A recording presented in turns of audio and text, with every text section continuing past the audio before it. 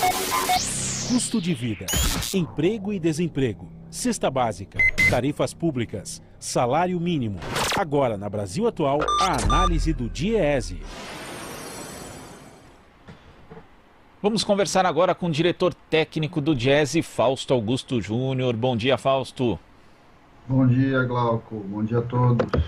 Fausto, a gente teve aí a divulgação do nível de utilização da capacidade instalada da indústria brasileira, que atingiu em abril o menor patamar já registrado, percentual de 57,5% em abril, que é aí o mais baixo desde o início da série histórica em janeiro de 2001.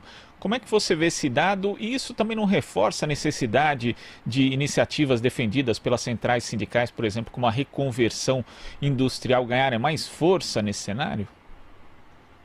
Sem dúvida, Glauco. Bem, a gente está vendo aí com relação à indústria algo que já estava previsto, né? Já era esperado. Primeiro que são dois fatores diferentes. Um é um fator de conjuntura, com a pandemia, com a saída das pessoas, né, com o isolamento. O que a gente vai assistindo é que é razoável imaginar que a indústria vai mesmo parando, né? Porque as pessoas vão deixando de comprar, em especial no que se refere aos bens duráveis. Então, se a gente olhar ali, fabricação de automóveis parou, basicamente, fabricação de vestuário, calçados, ou seja, são os movimentos que a gente está assistindo. A mesma coisa acontece com a indústria da eletrônica, a mesma coisa vai acontecendo. As pessoas não vão trocar de carro no meio da pandemia, as pessoas dificilmente vão trocar uma televisão, uma geladeira, entrar em algum financiamento por conta da pandemia. Hoje a gente vive um momento de muita expectativa, né, não só do ponto de vista da pandemia, aquele que tem poupança não vai gastar a sua poupança nesse momento com consumo, e aquele que eventualmente entraria via crédito não tem tranquilidade para pensar a sua vida daqui 3, 4, 5, 6 meses, então ele também não entra do ponto de vista dos financiamentos. A gente está assistindo ainda um momento em que a indústria que está parando, a indústria que está com dificuldades, com mais dificuldades, né, com maior capacidade ociosa, ainda são essas empresas que estão vinculadas a esses setores de bens duráveis, um pouco de bens semiduráveis ali, que é calçados, que é vestuário, mas a gente ainda vai ver agora, muito provavelmente para frente, em especial avançando ao problema econômico, que é a diminuição da renda do trabalhador, os outros segmentos começarem a ser impactados, que é o caso de alimentação, que é o caso do vestuário novamente, só para a gente olhar um pouquinho esse cenário. Agora, na outra ponta, o que preocupa bastante é que a indústria já vinha em queda já há muito tempo, a indústria vinha perdendo participação no PIB, ou seja, a importância da indústria, o processo de desindustrialização no Brasil já estava acontecendo já há algum tempo, e agora ele pode se intensificar não só do ponto de vista da perda real do tamanho da indústria na economia nacional, mas inclusive com perdas mesmo de capacidade produtiva, né? Ou seja, as empresas começam a fechar, começam a faltar empresas, as empresas quebram, começam a desaparecer e a capacidade produtiva vai diminuindo. Eu acho que essa é alguma coisa que a gente precisa olhar para os próximos períodos. A reconversão industrial, ela é uma discussão que nós precisamos encará-la com muito mais profundidade, inclusive, do que nós estamos encarando.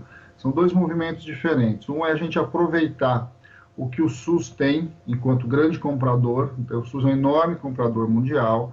Nesse momento em que você tem a questão do setor de saúde, se aproveitar, inclusive, do papel que a saúde está cumprindo hoje na economia, para que não só a gente resolva problemas de gargalos de produção da indústria, ou de gargalos de fornecimentos vinculados à área da saúde, como a gente tem visto com máscara, quando a gente começou a ver o problema do álcool gel, mas aí com respiradores e outros. Acho que esse é o primeiro momento da discussão da reconversão, mas a gente precisa pensar numa reconversão como também um movimento de reindustrialização do país, ou seja, áreas estratégicas que a gente foi desmontando em nome de buscar produções mais baratas na China, em outros lugares do mundo.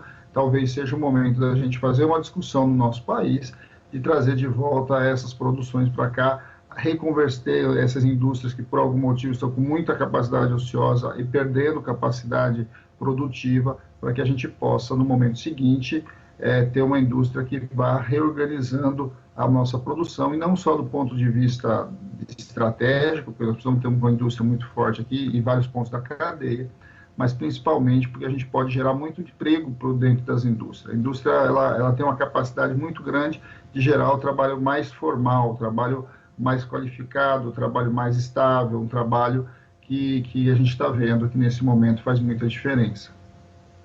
E nesse caso, como você ressalta, Fausto, a indústria brasileira já vem perdendo importância dentro do conjunto da economia há alguns anos. Esse seria o momento ideal, então, de pensar, na verdade, o que vai ser no pós-pandemia, não só durante esse período, mas também depois que a pandemia passar, para tentar aí fazer uma recuperação do setor industrial.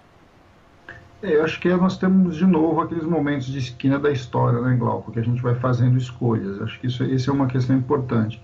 A discussão de reconversão, ela apareceu como uma necessidade pela falta ali de uma série de insumos que, por algum motivo, a gente não produz internamente, teve que importar, e está vendo a dificuldade que é importar esses insumos e esses produtos, mas nos coloca um enorme desafio.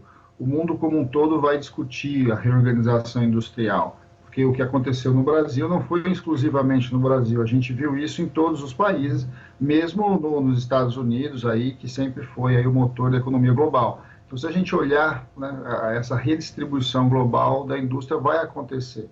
O Japão está fazendo isso, o Japão está colocando quase $1 trilhão de volta para tentar trazer setores de volta para a ilha. Então, só para a gente pegar um caso, os americanos têm feito essa discussão já há algum tempo e agora ela vai se intensificar. E o Brasil, que sempre teve uma indústria muito forte, a indústria brasileira, ela tem longas cadeias, ela produzia há muito pouco tempo atrás, há 2 décadas atrás, a indústria brasileira produzia boa parte das necessidades do país, ou seja, ela sempre teve essa capacidade de abastecer na maior parte dos produtos que a gente precisa aqui dentro.